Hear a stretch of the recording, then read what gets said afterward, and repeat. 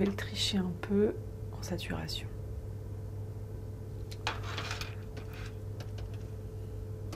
Juste pour garder la bonne sensation dans l'œil en fait. Plus.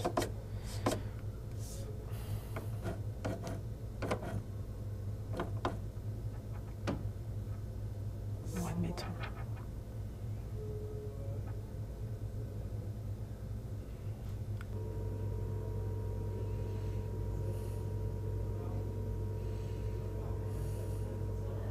Moi, je viens pas du tout d'un univers de cinéma, d'école de cinéma ou d'études audiovisuelles.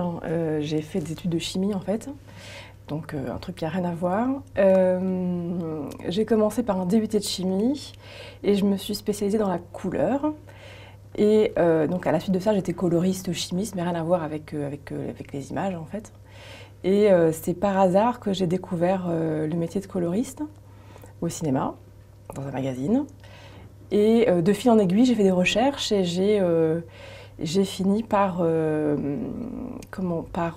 faire une super rencontre d'un coloriste justement, qui lui travaillait chez LTC à l'époque, à Saint-Cloud, et qui m'a gentiment ouvert les portes du labo pour montrer un petit peu ce que c'était que l'étalonnage. Et qui m'a proposé plus ou moins d'y faire un stage en fait.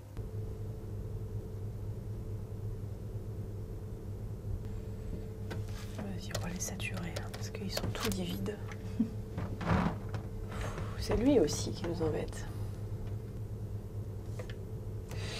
Alors, est-ce qu'on peut pas l'améliorer lui quand même? Je sais qu'on peut l'améliorer, moi je dis. On va le bleuter un peu. Bah oui, forcément. Effectivement, le métier se définit par deux mots, coloriste ou étalonneur. Pour moi, c'est la même chose, sauf qu'en France, on utilise plutôt le mot étalonneur et pas coloriste. Évidemment, coloriste, c'est le mot donc, en anglais. Moi, j'aime bien utiliser le mot coloriste malgré tout. Je trouve que ça parle de lui-même, en fait. L'étalonnage d'un film, c'est la retouche des couleurs et des contrastes, plan par plan. Le but étant de raccorder des plans.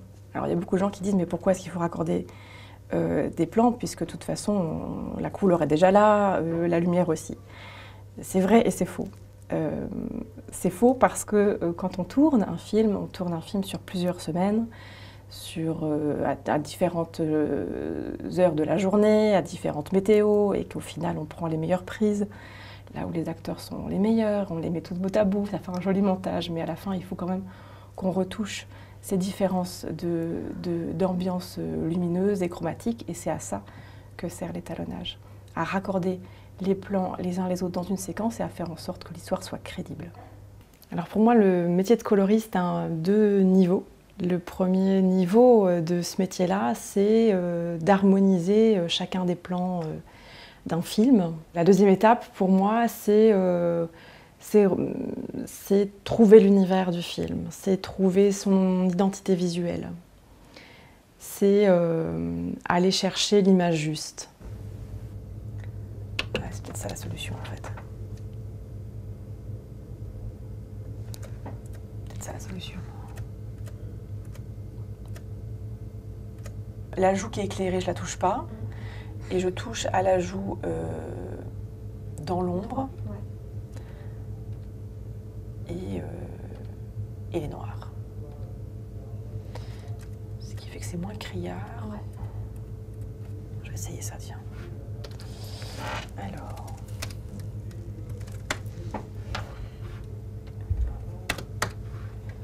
Si je fais ça. C'est dur, hein. Ouais. Et là-dessus, on est comment?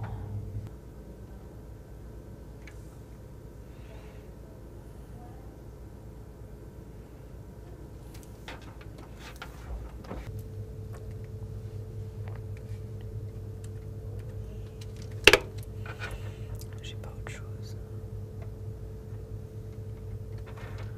J'ai ça. Je pense qu'on est pas mal.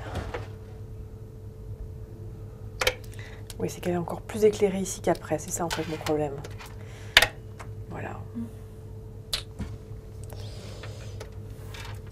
J'ai un double problème.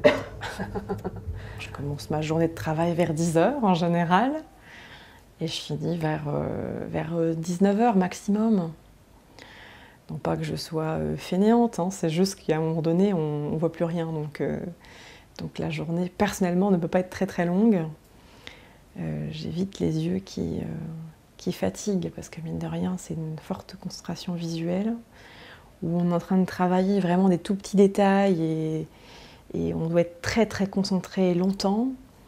Donc je pense pas que ce soit des journées très longues pour tous les coloristes. Les conditions de travail de l'étalonnage sont un petit peu drastiques pour certains peut-être, puisqu'on travaille dans le noir. On travaille dans le noir parce qu'on doit voir correctement les couleurs.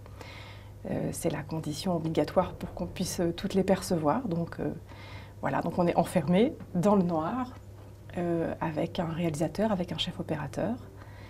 On travaille assis, avec une console en face de nous, une console avec plein de boutons. Voilà, là on va pouvoir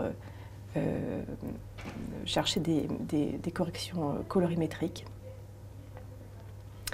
face à un projecteur ou face à un moniteur, peu importe. Les qualités d'un bon étalonneur pour moi, ce serait quelqu'un à l'écoute, un bon communicant. Donc à la fois j'écoute bien, mais je sais aussi bien faire passer une idée. Et puis d'être créatif, évidemment. Alors faire une formation pour être étalonneur aujourd'hui, c'est pas obligatoire.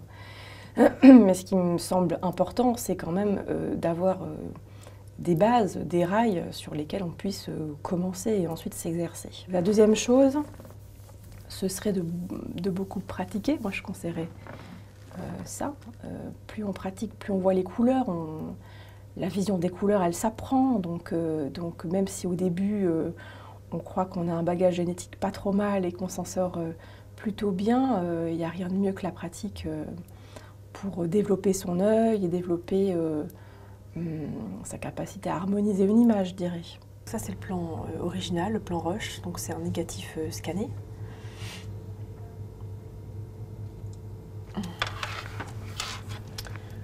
Et donc, on l'étalonne. On va faire comme ça, tiens.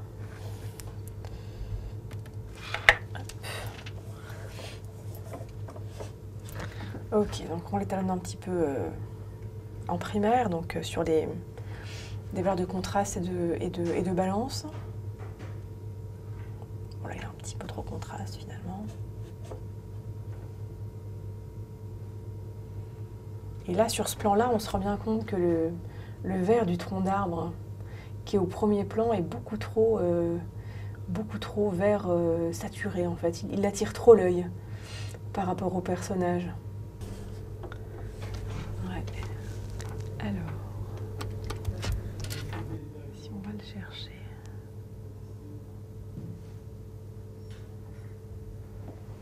Voilà, donc c'est toute une sorte d'équilibre en fait. Hein. Bon, et après, si ça touche d'autres couleurs ou d'autres objets, on peut l'isoler avec un masque. Donc là, le masque, hop. Bon, je vais le faire un peu mieux que ça quand même.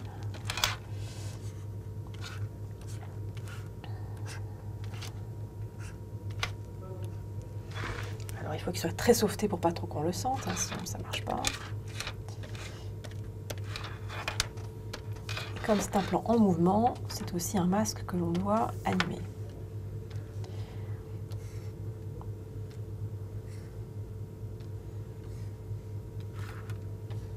Une des difficultés de l'étalonnage, c'est aussi le fait d'être la dernière étape de post-production image d'un projet. Donc ça veut dire qu'on est un peu au bout de l'entonnoir et que toutes les questions qui n'ont pas été abordées jusqu'à présent, toutes les choses qui n'ont pas été tranchées, qui n'ont pas été choisies, eh ben, elles se retrouvent discutées en session avec potentiellement des conflits ou en tout cas des choses des choses à gérer. Ça, c'est pas quelque chose de toujours évident, puisque beaucoup de gens pensent que qu'en post-prod, on peut faire un petit peu tout ce qu'on veut, et encore plus avec le numérique.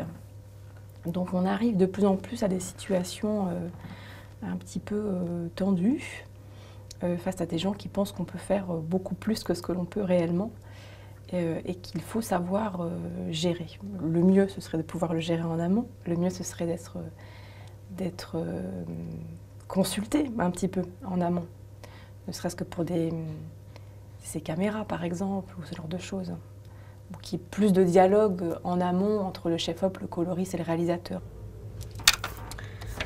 Bon.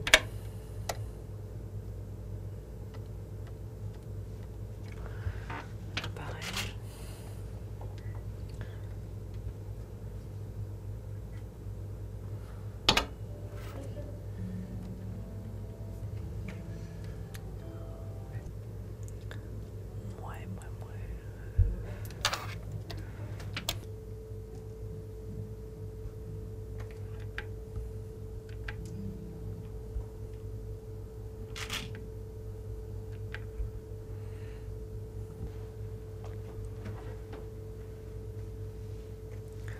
Bon, allez, si on change ça, tiens.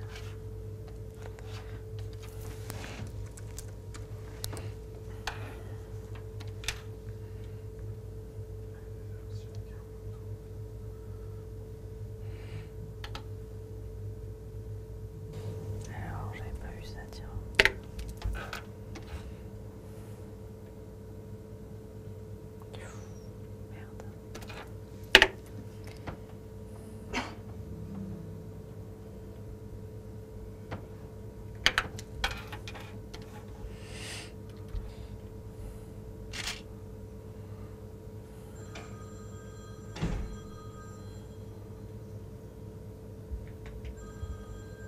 Un des côtés un peu positifs de l'étalonnage, c'est qu'effectivement, à chaque film, c'est un projet différent, donc chaque travail est abordé de façon complètement différente, d'autant plus que les réalisateurs et les chefs opérateurs ont aussi une part importante, c'est-à-dire qu'on est dans une rencontre, on est en train de travailler ensemble, la façon dont on va travailler va être complètement différente d'une personne à une autre, et puis la façon d'aborder un projet.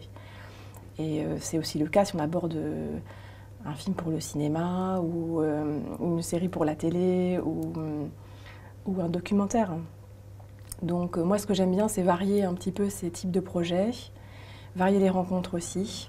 Ça, je trouve que c'est une belle richesse dans ce métier.